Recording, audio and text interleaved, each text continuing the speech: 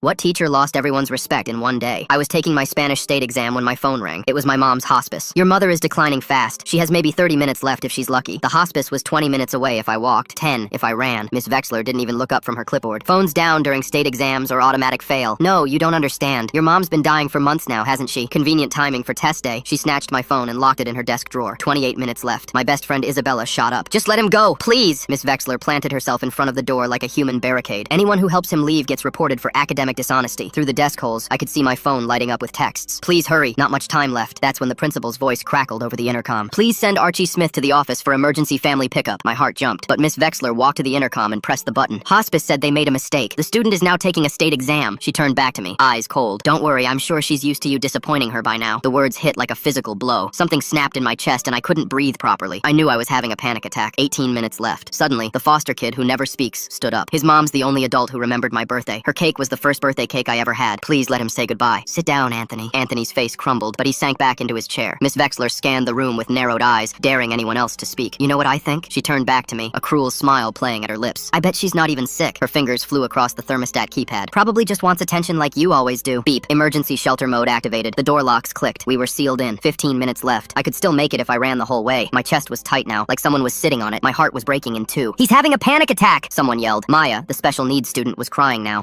Everyone laughed at my stutter. His mom taught me breathing exercises every day for free EE. Well, Miss Vexler was standing now. Maybe if Archie spent less time visiting her and more time studying, he wouldn't need to fake emergencies. My Apple Watch buzzed. Mom's heart monitor alert. Her vitals were dropping. 12 minutes. Maybe if I sprinted to see her. I was on my knees now, gasping. Please, she's dying. The classroom phone started ringing. Hello? Is this Archie Smith's high school? His mom is beep. Miss Vexler plugged out the phone mid-sentence. Amazing how the hospice knows exactly when we're taking state exams. Ellie, the quiet girl who is always covered in bruises, stood up shaking. She listened to me when no one else did. She saved my life. She wouldn't fake it. Please. Miss Vexler turned on me with pure venom. Well, this is the same mother who got me written up last month. Consider it karma. You're welcome. 8 minutes left. My legs gave out. I was crawling toward the door. That's when Ashley, perfect straight A Ashley, who'd never gotten a detention in her life, climbed on her desk. I have something to confess. Miss Vexler whipped around. Ashley, what are you? I cheated on every test. I stole the answer keys. I hacked your computer. What? Check your computer. It's all there. Miss Vexler abandoned the door, fumbling with her computer password. Ashley turned to me and grabbed my arm. Window, now. The whole class erupted. Desks banging. Kids shouting fake confessions. I grabbed a chair with shaking hands. Smash. Glass everywhere. I was through the window, cutting my hands, hitting the ground, running. 6 minutes. I ran like I'd never run before. My chest on fire. Heart shattering with every step. I burst through the hospice doors. Room 119. My mom looked so small in that bed. Her skin was paper thin, almost translucent. When I crashed through the door, completely out of breath with blood dripping from my hands, her eyes fluttered open. Mom, I love you so much. I'm so sorry She squeezed my hand, gathering every bit of strength she had left. Her lips moved again. I leaned in close. I love. Her mouth formed the shape of U, but no sound came. Her hand went slack in mine. The entire class burst through the door 5 minutes later. They'd all run after me. The foster kid fell to his knees. Isabella was shaking with rage. Even the class clown just stood there, tears streaming down his face. Miss Vexler had stolen my mother's last words. We all knew what had to happen next. Nobody moved for what felt like forever, just standing there in Mom's room while the machines kept beeping even though they weren't connected to her anymore. Isabella's hand found mine and squeezed so hard it hurt, but I didn't pull away because the pain felt better than the numbness spreading through my chest. Anthony dropped to his knees right next to Mom's bed and started sobbing these big, messy tears that made his whole body shake. The hospice nurse came in real quiet and checked Mom's pulse even though we all knew she was gone, then wrote something on her clipboard and said the official time was 3:47 p.m. She looked at me with these sad eyes and pulled out her tablet, scrolling through something before turning it toward me. The call log showed everything. Every single attempt they'd made to reach the school starting at 3:17 p.m., exactly 30 minutes before Mom died, just like they promised. The timestamp burned into my brain like someone branded it there because Miss Vexler had known exactly how much time I had left when she locked that door. My phone started buzzing like crazy in my pocket, and when I pulled it out, there were 12 messages from different people at the school, mostly about how the janitor found the broken window and already called Officer Webb, who was on his way to investigate. My chest got tight again, but this time it wasn't panic. It was something harder and colder that made my hands shake for a different reason. Isabella grabbed my phone and started taking screenshots of everything. The messages, the times, even the missed calls from the hospice that showed up after Miss Vexler took my phone. More kids from class started showing up at the hospice. First just a couple, then more and more until the hallway outside Mom's room was packed with people. Some were crying real quiet, others just stood there looking shocked, and I heard someone say Miss Vexler's name with so much anger it made me flinch. Anthony still hadn't moved from his spot by the bed and kept whispering thank you over and over to Mom like she could still hear him. My phone rang and Amy Gordon's name showed up on the screen, but I couldn't deal with talking to anyone official right now, so I let it go to voicemail. Her message was all careful and professional, saying she heard what happened and wanted to help, but I could hear something else in her voice, maybe guilt or worry about what this meant for the school. Everything felt like it was moving too fast and too slow at the same time, like I was underwater watching things happen above the surface. The principal called next, and his voice through the phone speaker was all measured and careful, asking me to come in tomorrow to give a statement about the incident. The way he said incident instead of what it really was made something hot and angry bubble up in my chest, and I wanted to throw my phone against the wall, but Isabella grabbed it before I could. She knew me too well, knew I'd regret breaking it later when I needed those messages as proof. We stayed at the hospice for another hour while people came and went, some leaving flowers they bought from the gift shop downstairs, others just standing there not knowing what to do. When we finally left and walked through the parking lot, Ashley pulled me aside near the back corner where no one could see us. Her face was all pale and scared when she told me her whole cheating confession was completely made up just to create a distraction so I could get out. She kept wringing her hands and asking if she was going to get expelled, but also saying she'd do it again if she had to. I didn't know what to say because part of me wanted to thank her, and part of me wanted to tell her she shouldn't have risked her whole future for me. Isabella had already started a group chat while we were still in the parking lot and sent a message asking everyone to write down exactly what they remembered while it was still fresh in their minds. Within an hour, my phone had 17 different messages from classmates, all saying the same basic thing about how Miss Wexler locked us in and were ignored the hospice calls. Maya's message was the hardest to read because she typed out exactly how she talked, with all the stuttering, and wrote about how Mom helped her every single day for free when no one else would. The foster home people came to pick up Anthony, but he didn't want to leave, and they had to practically drag him to their car while he kept looking back at the hospice building. That evening, I sat alone in Mom's room at home with all her things the hospice had given me in a plastic bag. Her favorite sweater still smelled like her lavender perfume, and when I held it up to my face, I could almost pretend she was still there. The half-formed word she couldn't finish saying kept playing in my head over and over, that silent "you" her mouth made but couldn't voice. I folded the sweater real careful and put it back in the bag with her reading glasses and the book she'd been halfway through. Around 8 o'clock, the whole group from class showed up at my door without anyone planning it, and we walked through the neighborhood together, not really talking, but just being there. There's something really strange about Miss Wexler's reaction here. She seems way too prepared for this exact situation, like she knew the hospice would call during the exam. The way she immediately dismissed it as convenient timing, and then claimed the hospice made a mistake over the intercom, makes me wonder what's really driving her actions. Neighbors came out of their houses to watch us pass, and some of them knew Mom from all the kids she'd helped over the years. Mrs. Becker from down the street came out with a casserole dish covered in foil, and didn't say anything, just pulled me into this tight hug that made me start crying again, even though I thought I was all cried out. Back inside, my phone was going crazy with notifications, and when I finally looked at it, there were like 50 messages from kids at the school. Isabella had been texting me screenshots all afternoon of people posting about what happened on Instagram and TikTok, and the comments were already getting wild. Some people were calling Miss Wexler a monster and saying she should go to jail, while others were saying we were probably making it up for attention. Isabella was staying up trying to respond to everyone and keep the facts straight, because some kids who weren't even in our class were adding made-up details about things that never happened. My inbox had this email from someone named Yvette Mendoza, who said she was a district investigator and needed to schedule an interview with me for tomorrow afternoon about the incident. The way she wrote it all formal and official made everything feel way more serious, and I forwarded it to Isabella, who was basically handling everything for me at this point. Then another email came in from the exam board saying our Spanish state exam was flagged as compromised because of the classroom evacuation, and everyone who was in that room would have to deal with the investigation. My whole future felt like it was falling apart along with everything else, and I couldn't even think about college applications anymore. The phone rang, and it was Officer Webb from the police station saying I needed to come give a statement about the broken window and property damage. The way he talked made it sound like I was some criminal who vandalized school property instead of someone trying to see their dying mom, and my hands started shaking all over again. Isabella called me right after and said Amy Gordon had contacted her about Ellie's written statement, and that she was legally required to report suspected abuse to CPS. We all knew Ellie had problems at home with those bruises, but seeing it become this official thing made me feel guilty for not noticing sooner when Mom would have noticed right away. Later that night, I had to sit at the kitchen table with all the hospice paperwork and sign a bunch of forms with the official time of death printed in black ink staring back at me. The hospice counselor was really nice and confirmed they had records of both calls they made to the school, which proved we weren't lying, but it didn't make anything better. The next morning, I had to go back to the school, and Miss Wexler's classroom had a substitute teacher sitting at her desk looking super uncomfortable while everyone whispered about what happened. Walking down the halls was awful because I couldn't tell if people were staring at me because they felt bad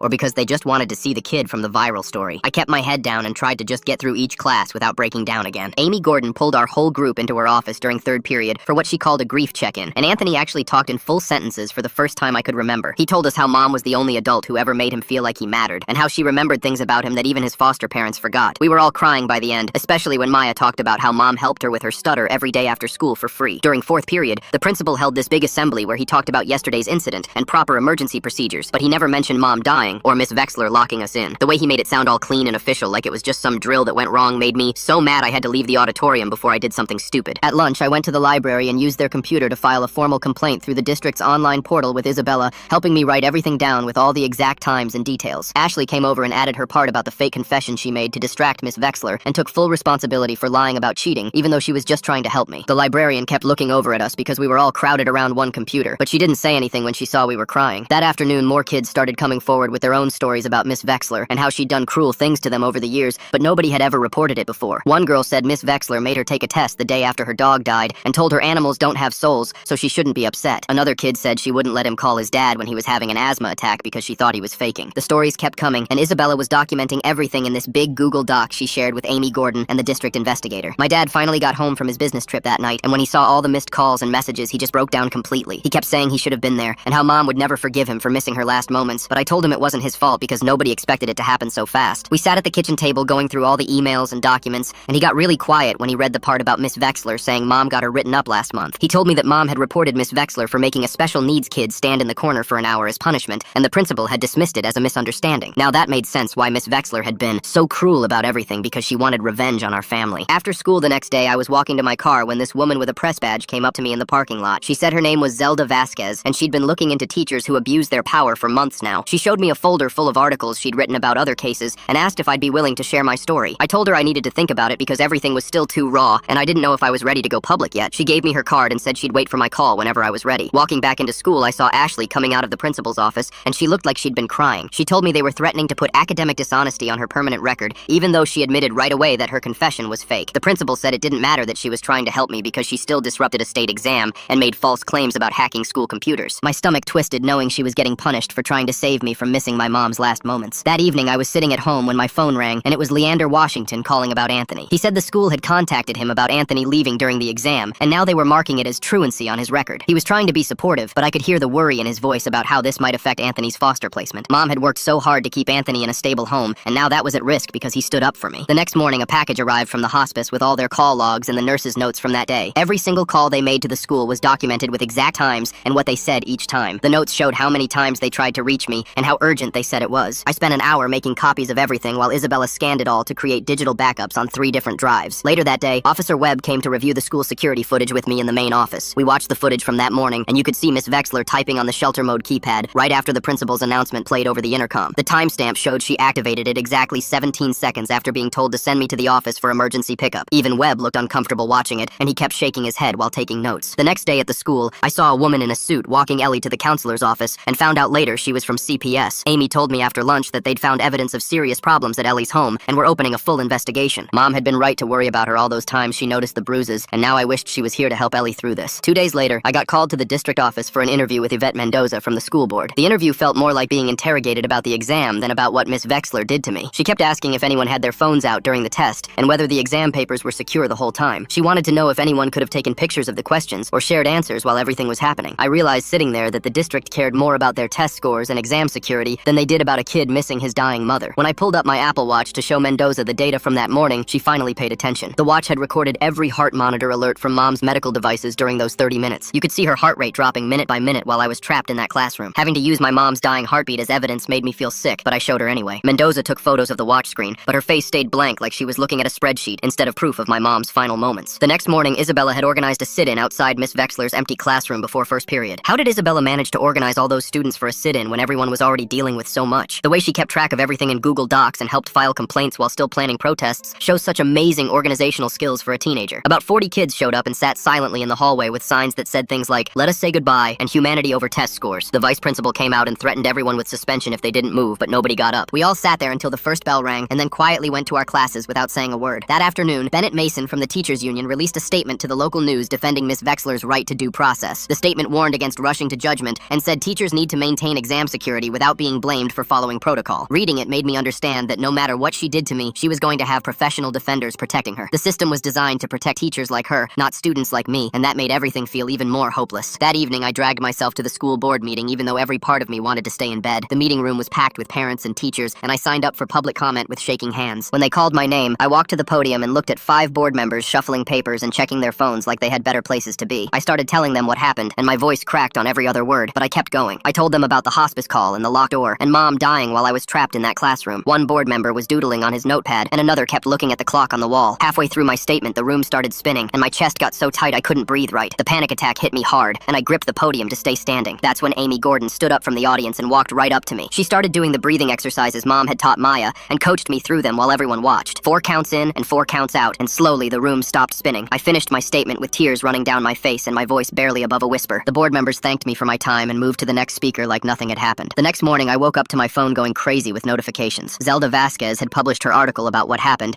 and it was everywhere online and in the local paper. The comment section was a war zone with people calling us spoiled kids who didn't respect teachers, and others sharing their own bad experiences with Miss Vexler. Isabella was screenshotting the worst comments and saving them in a folder she labeled evidence. Some parents were saying we should have have followed the rules, and others were saying no rule was worth what happened to me. The arguing got so bad the paper had to turn off comments. My email dinged with a message from the exam board about scheduling my makeup test. The only slot they had was the same day as Mom's funeral, which was in 3 days. I emailed back explaining the conflict, and they said I could take it next month, but it might affect my college application since scores would be late. Every single option felt like another punishment for trying to see my dying mom. Isabella's mom found out I was trying to handle all the funeral stuff alone and started a GoFundMe without asking me. She wrote about how Mom had helped so many families over the years, and now it was time to help her son. Within 6 hours, it raised $8,000 with donations from families Mom had tutored for free and kids she'd fed when their parents couldn't afford lunch. I was grateful, but also felt like a charity case and hated that everyone knew I couldn't even afford to bury my own mother. Ashley submitted a formal written statement to the school district explaining she'd lied about hacking Miss Vexler's computer. She included screenshots of her real grades showing she'd never needed to cheat and explained she only said it to create a distraction so I could escape. Her parents were so mad at her for getting involved that they grounded her for a month and took away her car. A letter came from Officer Webb saying I needed to pay $200 for the broken window or do 20 hours of community service. The fact that I was getting punished for breaking a window to see my dying mother made me so angry, I threw the letter across the room. Isabella's mom said she'd help me fight it, but I was too tired to care anymore. That night I was going through Mom's stuff and found an old voicemail on my phone from 2 weeks ago that I'd never deleted. She was reminding me about a dentist appointment, and at the end she said love you in that casual way moms do when they don't know it might be the last time. I played it over and over until I had it memorized, and then saved it in 3 different places on my phone and backed it up to the cloud twice. The principal sent an email to all parents that night trying to cover everything up. He blamed what he called the incident on a technical error with the intercom system and claimed Miss Vexler couldn't hear the announcement properly because of static. The lie was so obvious that even parents who weren't there started asking questions on the school Facebook page. Parents were demanding to know why the door was locked and why multiple phone calls were ignored if it was just an intercom problem. 6 days after Mom died, the district finally announced that Miss Vexler had been placed on paid administrative leave while they investigated. She was still getting her full salary while I was picking out the cheapest casket I could find and trying to figure out how to write a eulogy. When I read the announcement in the hallway, Isabella had to physically grab my arms to stop me from punching the wall. The other kids from class were just as mad, and we all stood there in the hallway not saying anything because there wasn't anything to say that would make it better. 2 days later, my phone buzzed with an email from an address I didn't recognize. The attachment was a PDF file with 3 separate complaints against Miss Vexler from the past 5 years. Each one described stuff that made my stomach turn, like when she locked a kid with diabetes in the classroom during a medical emergency, or when she refused to let a girl call her mom who was having surgery. Every single complaint got the same result, which was either dismissed for insufficient evidence or Miss Vexler getting sent to some training workshop that obviously didn't change anything. I sat there staring at my phone screen feeling sick because Mom had died for nothing and this woman had been doing this for years. The next morning, Amy Gordon knocked on my door holding a folder and looking nervous. She worked for Child Protective Services and said she needed my help with Ellie's case because Mom had told her about concerns she had. Ellie was staying with an emergency foster family now after everything came out about her home situation. Amy wanted me to write down everything Mom had said about Ellie and any times Mom had helped her or noticed the bruises. I spent 3 hours writing down every detail I could remember, like how Mom would pack extra lunches knowing Ellie wasn't eating at home, or how she taught Ellie breathing exercises when she had panic attacks. Writing it all down made me realize how much Mom had been doing behind the scenes for kids who needed help. That afternoon, our whole class met at the community center where this older lady who was a notary was waiting with a stack of legal forms. Everyone had to write their own affidavit about what happened that day in the classroom. Anthony sat in the corner writing page after page about Mom and how she was the only adult who ever remembered his birthday and made him feel like he mattered. His handwriting was all shaky because he kept crying and having to stop. Maya wrote about the speech therapy Mom did with her for free every day after school. Even kids I didn't know that well had stories about Mom helping them with homework or giving them rides home when their parents forgot to pick them up. The notary kept having to take breaks because she was getting emotional reading all these statements from teenagers about this one woman who had changed their lives. By the time we finished, there were 43 sworn statements about what Miss Vexler did and about who Mom really was. Meanwhile, Zelda Vasquez, who was this reporter that had been following the story, filed a Freedom of Information Act request for all the records from that day. She wanted the intercom logs to prove the principal really did call for me and the thermostat control records to show when shelter mode was activated. She explained that these requests usually took weeks or sometimes months, but sometimes they produced smoking guns that changed everything. I was learning real fast that justice moved way slower than grief. The billing department at the hospice called me in for a meeting about Mom's final expenses, and I walked into this tiny office filled with papers and numbers that made my head spin. The total was more than I'd ever seen in my life, and I just sat there realizing I was 18 years old and had no idea how to handle any of this. The counselor saw me starting to panic and helped me fill out applications for hardship programs and payment plans. She showed me how to submit claims to Mom's insurance, which barely covered anything, and walked me through setting up a payment plan for the rest. I left that office feeling like I was drowning in adult stuff I wasn't ready for, while Miss Vexler was probably at home watching TV. The next day, Leander Washington, who was one of the foster parents Mom worked with, brought Anthony over to my place. We spent the whole afternoon going through this box of photos Mom had kept of all the birthday cakes she made for foster kids over the years. Anthony found the picture of his cake from last year, which was this elaborate superhero theme with his name spelled out in frosting. Miss Vexler getting paid leave while this kid picks out cheap caskets? Something tells me the district knew about those past complaints all along, but kept them buried until this became too public to ignore. He held that photo like it was made of gold and kept saying it was the first birthday cake anyone ever made just for him. him. Leander told us Mom had made cakes for 37 different foster kids over the past 10 years and never charged a single family. We all sat there crying, and it felt okay to cry together about someone who had loved us that much. Then Ashley's parents showed up at the school with some expensive lawyer demanding to meet with the administration. They were threatening to sue the school district for putting their daughter in a position where she felt she had to lie and create a distraction just so I could see my dying mom. The principal actually called me that afternoon asking if I could talk to Ashley's parents and convince them not to sue like I had any control over what they did. I hung up on him without saying anything, because what was there to say to someone who thought I could fix his mess? A week into the investigation, the district suddenly expanded it to include the principal's response to the hospice call. Yvette Mendoza seemed frustrated when she told me the case kept growing and getting more complicated. She kept talking about protocols and procedures while I just wanted to scream that my mom was dead and nothing they did would bring her back. These small victories everyone kept mentioning didn't feel like victories when I went home to an empty house every night. Isabella got fed up with Mendoza's attitude and confronted her right outside the district office with her phone recording. She asked point blank why they cared more about test protocol violations than the actual harm that was caused. Mendoza tried to dodge the question at first, but Isabella kept pushing until Mendoza admitted they were mainly concerned about the state exam irregularities and whether proper procedures were followed. That night, we posted the recording online, and within hours it had thousands of views and comments from people calling out the district for missing the point entirely. The next morning, someone slipped an envelope under my door with no return address. Inside was a copy of the technical manual for the exact model of thermostat in our classroom. The pages about emergency shelter mode were highlighted, showing it required a specific 5-digit override code to activate, which proved Miss Vexler had deliberately locked us in instead of it being some accident like she was claiming. The evidence kept piling up, but nothing seemed to change, and Miss Vexler was still getting paid while I was trying to figure out how to pay for a funeral. 2 days later, a thick envelope from the school district showed up, and inside were the FOIA documents Zelda had requested weeks ago. But something was wrong, because right where the principal's announcement should have been, there were just blank pages with timestamps missing from exactly 10:47 to 10:52 a.m. Zelda came over that night and spread all the papers across my kitchen table, pointing at the gaps with her pen, and explaining how this kind of selective deletion never happens by accident,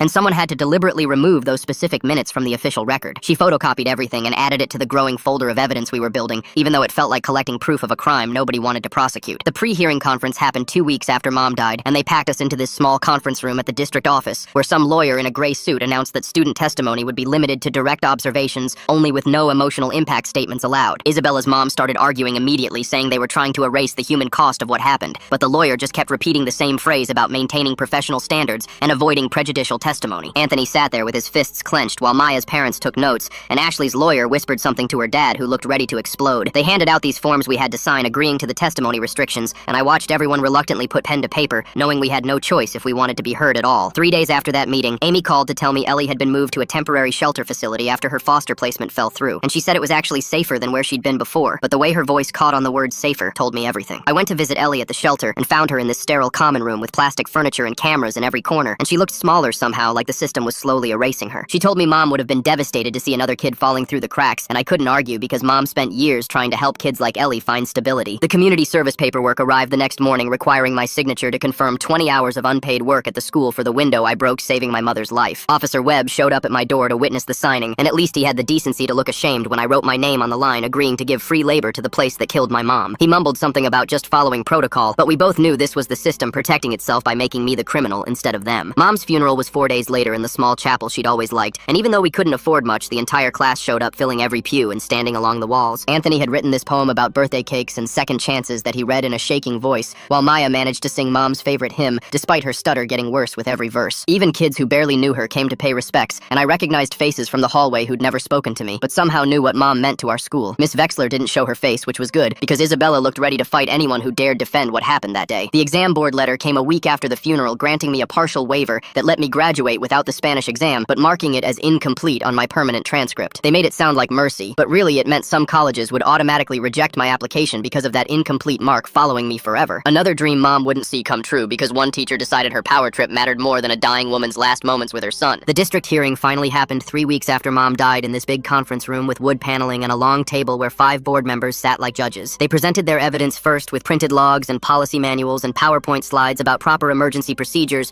while we sat there with our stories of what actually happened in that room. Mendoza kept talking about precedent and liability concerns while we tried to explain about humanity and basic decency, but you could see the divide in the room between people who saw policies and people who saw pain. The principal testified that he'd followed standard protocol, and the board members nodded, like that mattered more than the fact that he'd lied about my mom's condition to keep me trapped. When they announced their decision a week later, the principal received an official reprimand and 40 hours of crisis management training, but kept his job and his full salary and his pension. The district newsletter called it a resolution and talked about learning opportunities and improved procedures, but everyone knew it was just the system protecting one of their own. Miss Vexler got reassigned to some administrative role at the district district office pending remediation training, which meant she was still getting paid to push papers instead of facing any real consequences. The other students looked at me expecting anger or rage, but I just felt empty because we all knew she'd be back in a classroom within a year, maybe two. Ashley's parents hired this expensive lawyer who negotiated her down from expulsion to academic probation, even though all she did was try to save my life by creating a distraction. She had to write a 10-page essay about academic integrity, which she showed me later, and the last line said she'd do it all again in a heartbeat, no matter what they threatened her with. 3 weeks later, the school board met in the gym, and I sat in the back row watching them vote on new safety rules. They called it the Henderson Protocol, after some dead superintendent from the 80s, even though Mom was the reason kids would get out alive next time. The board members kept checking their phones and shuffling papers while they talked about override buttons and emergency keys like they invented the idea. My hands were shaking, but I kept them pressed against my legs. 2 days after that, Amy showed up at my house and said we needed to visit Ellie at the group home across town. The place smelled like cleaning stuff and old food when we walked through the metal detector at the front door. Ellie was sitting in this common room with plastic chairs and a TV playing cartoons nobody was watching. She looked smaller somehow, but her bruises were gone, and she actually smiled when she saw us. She told me Mom used to bring her sandwiches after school when her dad forgot to buy food again. She said the group home was actually better because nobody hit her here, and she got 3 meals every day. We both knew we'd promised to stay in touch, but wouldn't really do it because that's just how these things work. The next morning, Zelda's article went live on 3 different news sites, and my phone started going crazy with notifications. People I'd never met were calling me a spoiled brat who traumatized a good teacher just trying to do her job. Someone found my Instagram and posted screenshots of me smiling at a party 2 weeks after Mom died, like grief means you can never smile again. Isabella came over and we spent 4 hours blocking accounts and reporting death threats, while more kept coming in faster than we could delete them. Wow, the Henderson Protocol name choice is really interesting. Why would they name safety rules after someone from the 80s instead of the person whose death actually sparked these changes? She made me turn off my phone and we watched stupid movies until I could breathe normal again. That weekend, our whole class met in the parking lot with cash they'd collected in a shoebox. Anthony had done car washes, and Maya sold her Pokemon cards, and even the kids who usually didn't care threw in 20s from their parents. We counted $800, which was enough to pay for the window I broke, plus paint and supplies for Miss Vexler's old classroom. Nobody talked much while we worked, but everyone showed up with brushes and rollers and drop cloths. We painted the walls this soft blue color and fixed the broken desks and cleaned years of dust off the windows. Someone's mom brought sandwiches, but most of us were too tired to eat. 5 weeks after Mom died, I finally walked into the therapy office Amy had been pushing me toward for weeks. The waiting room had these fake plants and magazines from 3 years ago, and forms asking me to rate my sadness on a scale of 1 to 10. How do you put a number on watching your mom die while some teacher kept you locked in a room? The therapist was this quiet guy who didn't try to fix everything in the first session, which was good because I mostly just sat there staring at his certificates on the wall. The next week, my guidance counselor called me in and spread out all these college papers on her desk. She said the incomplete Spanish exam was gonna hurt my GPA and maybe cost me the state scholarship I'd been counting on. We spent an hour looking up grants for kids who lost parents and filling out forms that wanted to know exactly how much money Mom left me, which was basically nothing. She kept saying education was the way forward, just like Mom used to say, and I wanted to tell her to stop, but didn't. 6 weeks later, I was lying in bed at 2 in the morning playing that last moment over and over in my head. Mom's mouth making the shape of U, with no sound coming out but her eyes saying everything she couldn't. I finally understood that the words didn't need sound to be real, because love doesn't need perfect pronunciation to count. I could feel what she meant in the way she squeezed my hand, and the way she looked at me like I was the most important thing in her whole world. The next morning, our class went back to the school early to install this small metal plaque by the classroom window I'd broken. It just said, "Every minute matters," because the school wouldn't let us put Mom's name on it, even though everyone knew what it meant. Anthony screwed it into the brick while Maya held it straight, and Isabella took pictures for kids who couldn't make it. The principal walked by and frowned, but didn't say anything because what could he really do now? I heard later that Miss Vexler had to walk past it every morning at her new job at Jefferson Middle School across the district, and I hoped she thought about Mom every single time. Thanks for letting me question things right alongside you. Hopefully my wondering was actually helpful in some way. Until we meet again, like the video. It helps more than you think.